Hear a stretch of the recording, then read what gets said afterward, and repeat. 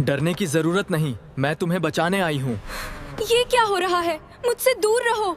तुम भाग नहीं सकते। एक पुरानी खस्ताहाल जीप धूल भरे घुमावदार पहाड़ी रास्ते पर धीरे धीरे आगे बढ़ रही है।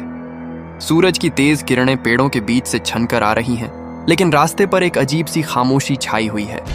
जीप के अंदर समीर स्टीयरिंग व्हील पर हाथ रखे हुए है। उसके बगल की सीट पर एक पुराना कैमरा बैग और कुछ फोटोग्राफी उपकरण रखे हैं।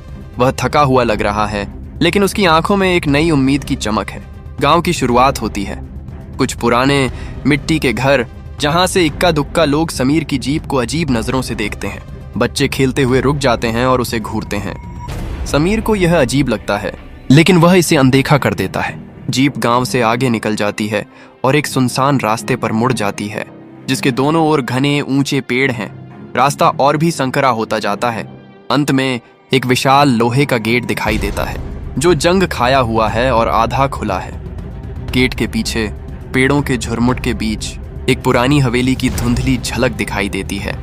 हवेली विशाल है, पत्थर की बनी हुई, जिसकी खिड़कियां टूटी हुई हैं और छत पर काई जमी हुई है। उसमें एक अजीब सी उदासी और रहस्य छिपा है। समीर जीप को गेट के पास रोकता है। वह नीचे उतरता है और गेट को पूरा खोलता है। गेट के खुलने की कर्कश आवाज पूरे जंगल में गूंजती है।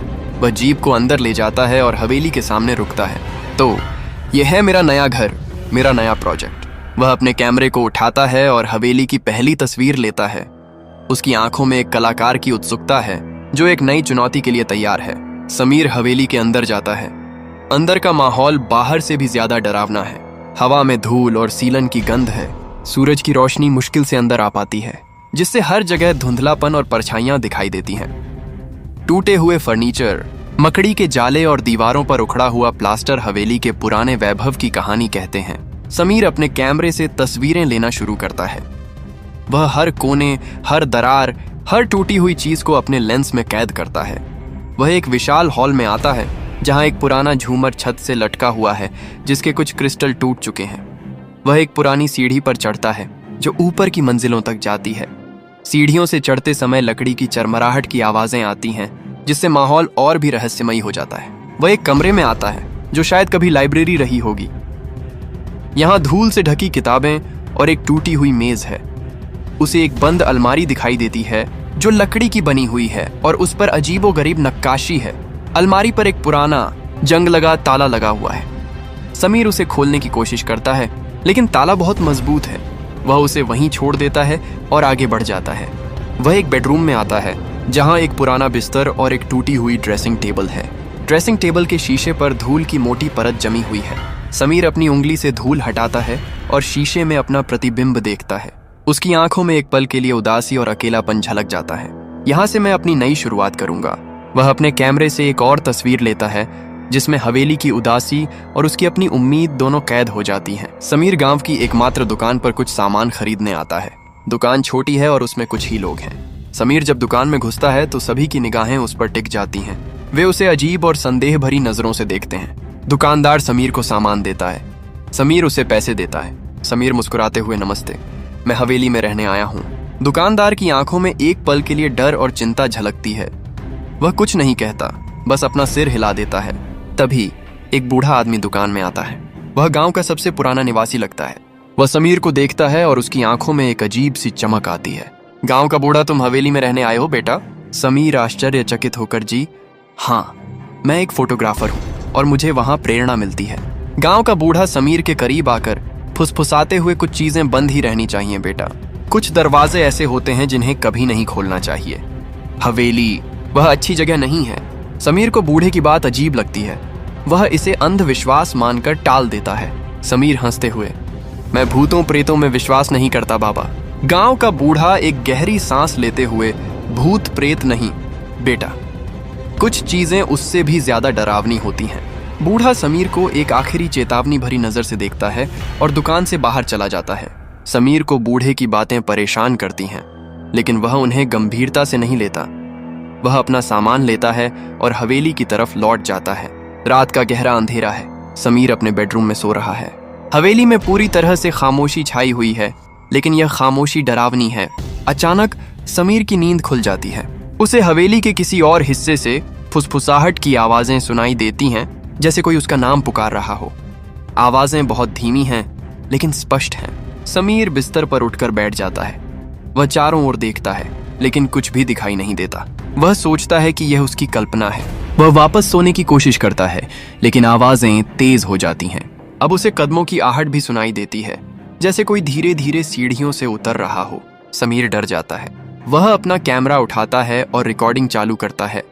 वह धीरे धीरे बेडरूम से बाहर निकलता है और हॉल की तरफ जाता है। आवाजें हॉल से आ रही हैं। वह देखता है कि हॉल में रखी एक पुरानी पेंटिंग थोड़ी टेढ़ी हो गई है। वह उसे सीधा करता है। तभी उसे अपने पीछे किसी के होने का एहसास होता है। वह तेजी से पीछे मुड़ता है लेकिन वहां कोई नहीं है। हवा में एक अजीब सी ठंडक महसूस होती है। समीर के रोंगटे खड़े हो जाते हैं। वह तेजी से अपने बेडरूम में लौट आता है और दरवाजा बंद कर लेता है। वह रात भर सो नहीं पाता। सुबह जब वह रिकॉर्डिंग चेक करता है तो उसे सिर्फ हवा की आवाज और उसकी अपनी सांसों की आवाज सुनाई देती है। फुसफुसाहटें और कदमों की आहट रिकॉर्ड नहीं हुई हैं। समीर परेशान होकर, क्या मैं पागल हो रहा हूँ? समीर अपने स्टूडियो में बैठा है। अपनी खींची हुई तस्वीरों को कंप्यूटर पर देख रहा है। वह रात की घटनाओं को भूलने की कोशिश कर रहा है। वह हवेली की तस्वीरें देख रहा है जो उसने पहले दिन खींची थीं। वह एक तस्वीर पर रुकता है। यह हवेली के हॉल की तस्वीर है जहां उसने रात में पेंटिंग सीधी की थी। तस्वीर में पेंटिंग के ठीक बगल में एक धुंधली परछाई दिखाई देती है जो किसी इंसान जैसी है। समीर चौंक जाता है। उसने यह परछाई तस्वीर खींचते समय नहीं देखी थी। वह तस्वीर को झूम करता है लेकिन परछाई और भी धुंधली हो जाती है। वह दूसरी तस्वीरें देखता है। एक और तस्वीर में हवेली की सीढ़ियों पर एक हल्की सी आकृति दिखाई देती है, जैसे कोई ऊपर चढ़ रहा हो। यह आकृति भी धुंधली है और स्पष्ट नहीं है। समीर को यकीन नहीं होता। वह अपनी आंखों पर हाथ फेरता है। समीर घबराकर यह क्या हो रहा है? वह सोचता है कि यह कैमरे की खराबी है या शायद उसकी आंखों का धोखा। वह कुछ और तस्वीरें खींचने का फैसला करता है, यह देखने के लिए कि क्या यह फिर से होता है। रात को समीर को भयानक सपने आने लगते हैं। वह एक अंधेरी जगह पर है जहां एक धुंधली आकृति उसे पुकार रही है। आकृति की आवाज अंजलि जैसी लगती है लेकिन वह स्पष्ट नहीं है। आकृति उसे दोषी ठहराती है, उसे बुलाती है। समीर पसीने से तरबतर होकर उठता है। उसे लगता है कि वह नींद में चल रहा था। वह देखता है कि वह अपने बेडरूम में नहीं है बल्कि हवेली के लिविंग रूम में है। वह कैसे यहाँ आया उसे याद नहीं। उसे डर लगता है। वह वापस अपने बेडरूम में जाता है और दरवाजा बंद कर लेता है। वह सोने की कोशिश करता है लेकिन उसे नींद नहीं आती। उसे लगता है कि कोई उसे लगातार देख रहा है। फ्लैशबैक शुरू होता है। एक कार के अंदर रात में समीर युवा, खुश और अंजलि युवा खूबसूरत कार में बैठे हैं। वे हंस रहे हैं और बातें कर रहे हैं। समीर ड्राइव कर रहा है और उसने थोड़ी शराब पी रखी है। अंजलि हंसते हुए, समीर तुम बहुत तेज चला रहे हो, थोड़ा धीरे करो। समीर मुस्कुराते हुए, अरे कुछ नहीं होगा, मैं बहुत अच्छा ड्राइवर हूँ। अचानक एक मोड़ पर समीर का कार से नियंत्रण छूट जाता है। कार तेजी से खाई की तरफ बढ़ती है। अंजलि चीखती है। फ्लैशबैक समाप्त होता है। समीर पसीने से तरबतर होकर जाग जाता है। उसे फ्लैशबैक स्पष्ट रूप से याद नहीं आता लेकिन उसे एक अजीब सा अपराध बोध महसूस होता है। वह अंजलि के बारे में सोचने लगता है लेकिन उसकी यादें धुंधली हैं। समीर हवेली की लाइब्रेरी में बैठा है, पुरानी किताबों को देख रहा है। उसे लगता है कि इन किताबों में शायद हवेली के इतिहास के बारे में कुछ जानकारी मिल सकती है। वह एक किताब उठाता है जो धूल से ढकी हुई है। किताब के नीचे उसे एक पुरानी चमड़े की बाइंडिंग वाली डायरी मिलती है। यह डायरी उस डायरी से अलग है जो उसने पहले दिन देखी थी। डायरी के पन्ने पीले पड़ गए हैं और उस पर हाथ से लिखा हुआ है। समीर उसे पढ़ना शुरू करता है। डायरी हवेली के एक पूर्व निवासी हरीश की है जो लगभग 50 साल पहले यहाँ रहता था।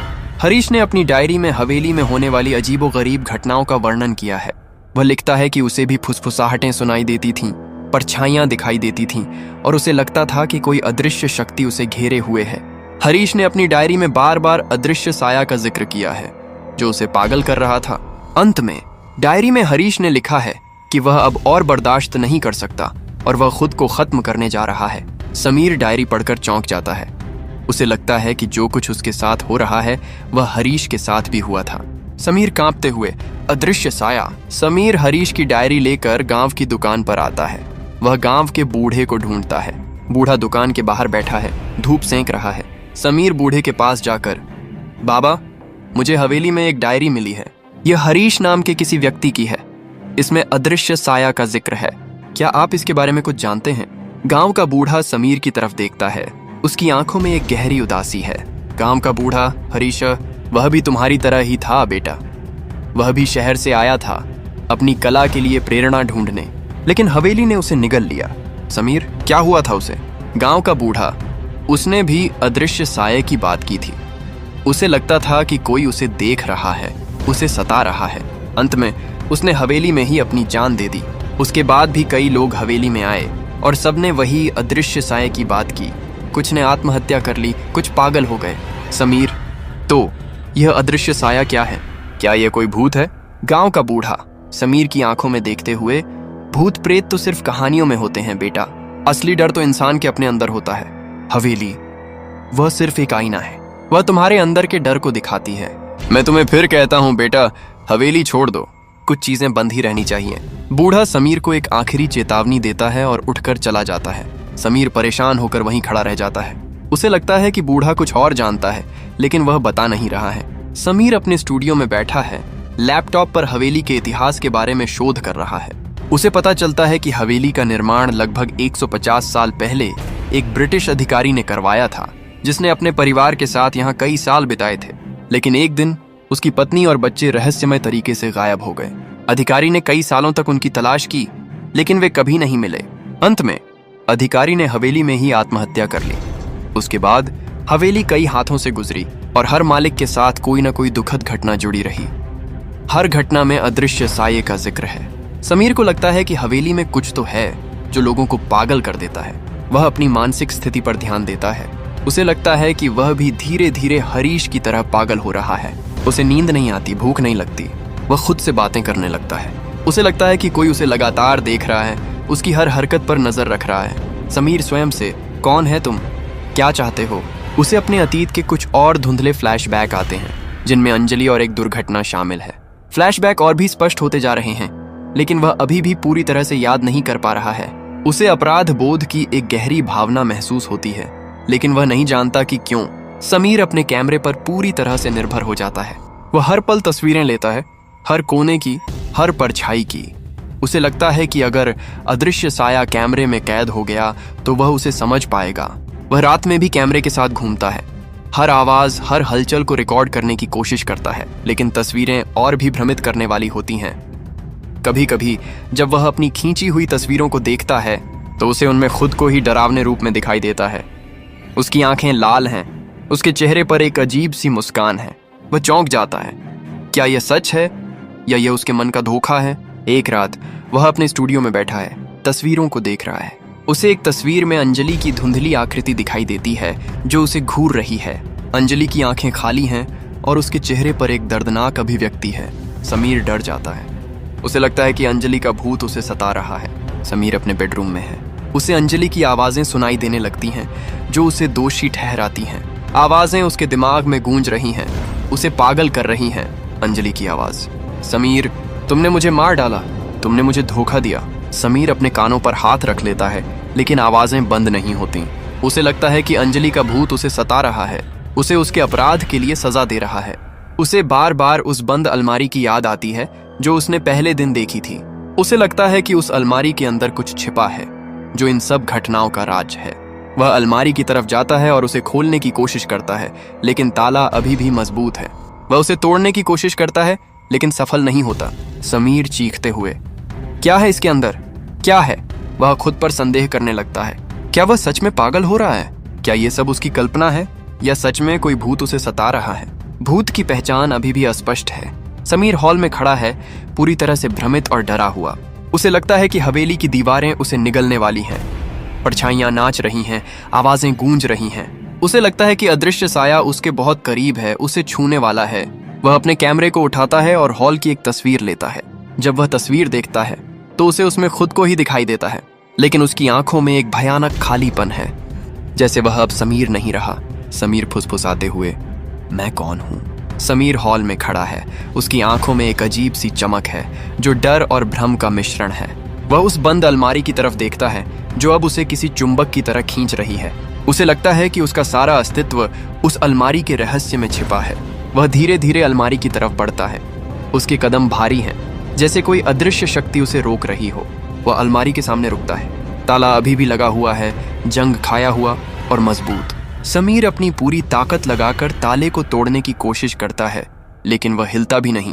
तभी हवेली में एक तेज हवा चलती है। खिड़कियां तेजी से खुलती और बंद होती हैं। समीर चौंक जाता है। उसे लगता है कि हवेली खुद उसे अलमारी खोलने से रोक रही है। वह पीछे हटता है। उसकी सांसें तेज हो जाती हैं। अचानक अलमारी से एक हल्की सी रोशनी निकलती है। रोशनी धीरे धीरे तेज होती जाती है और अलमारी का ताला अपने आप खुल जाता है। ताले के खुलने की आवाज पूरे हॉल में गूंजती है, जो समीर के दिल की धड़कनों को और तेज कर देती है। समीर डर और उत्सुकता के मिश्रण से अलमारी का दरवाजा खोलता है। अंदर अंधेरा है, लेकिन उसे कुछ चीजें दिखाई देती हैं। वह अपना फोन निकालता है और उसकी टॉर्च जलाता है। अलमारी के अंदर उसे अंजलि की पुरानी तस्वीरें मिलती हैं। वे तस्वीरें जिनमें अंजलि मुस्कुरा रही है, खुश है। उसकी आंखों में आंसू आ जाते हैं। उसे अंजलि के कपड़े मिलते हैं जो अभी भी उसकी खुशबू लिए हुए हैं, और फिर उसे एक खून से सना हुआ चाकू मिलता है।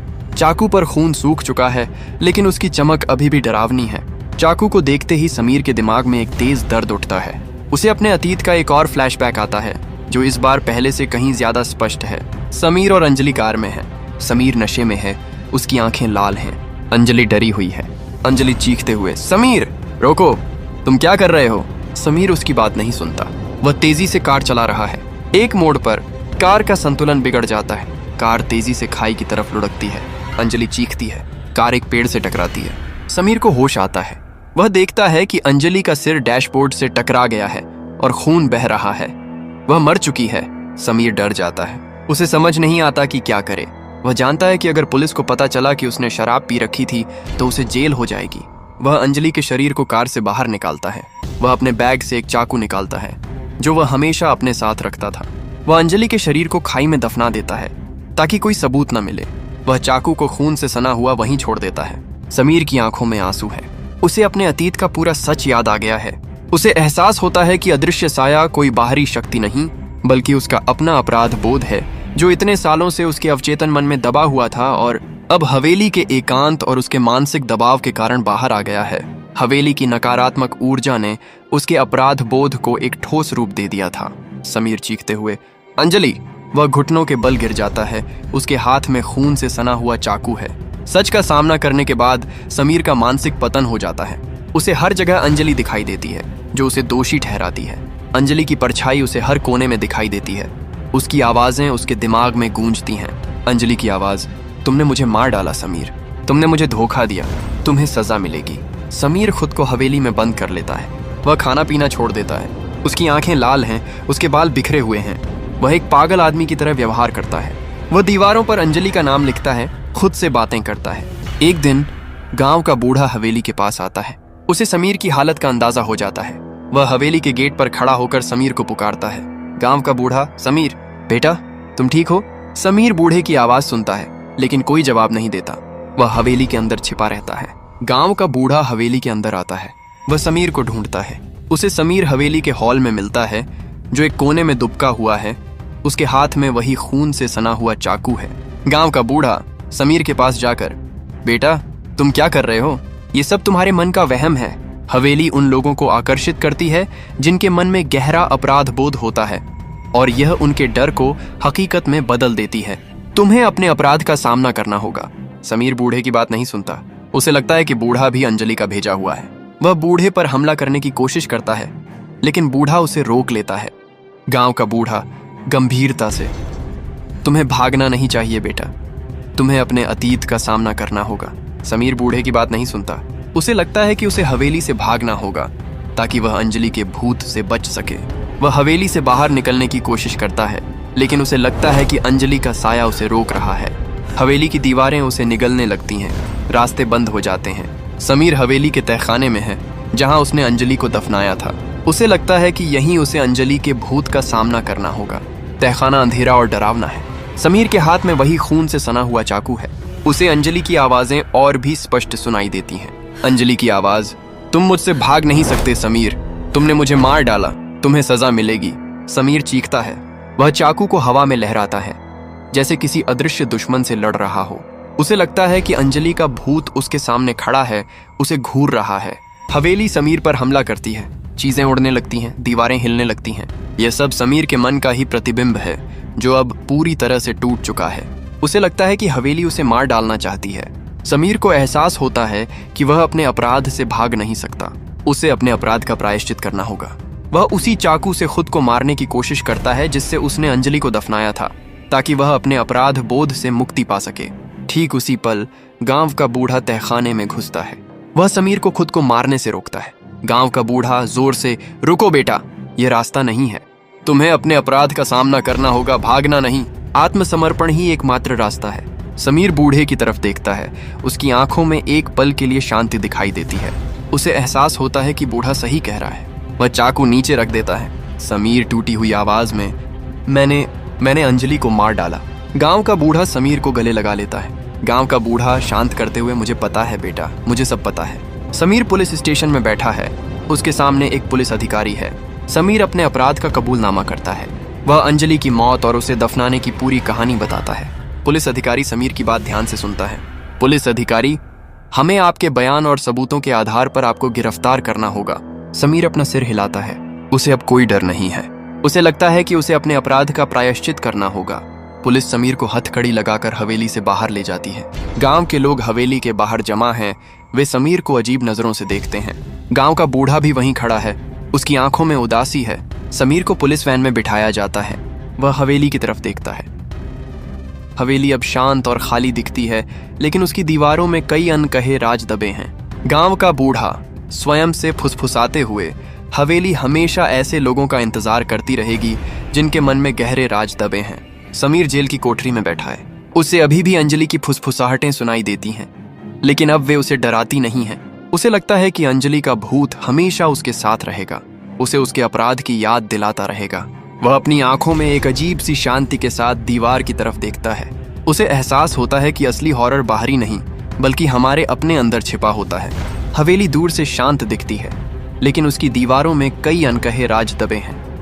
हवा में एक अजीब सी खामोशी है जो आने वाले किसी और अदृश्य साये की कहानी कहती है। यहीं पे ये कहानी समाप्त होती है। वीडियो अगर पसंद आया हो तो लाइक करें और चैनल पर नए आए हो तो सब्सक्राइब कर लेना और अपना प्यारा सा कमेंट बॉक्स में जरूर छोड़ दें। हम मिलेंगे अपने अगले हॉरर वीडियो में। तब तक के लिए आप अपना ख्याल रखिए। अगर आपकी भी रूह कांप गई इस वीडियो से तो इस वीडियो को अपने दोस्तों के साथ शेयर जरूर करें। नमस्कार।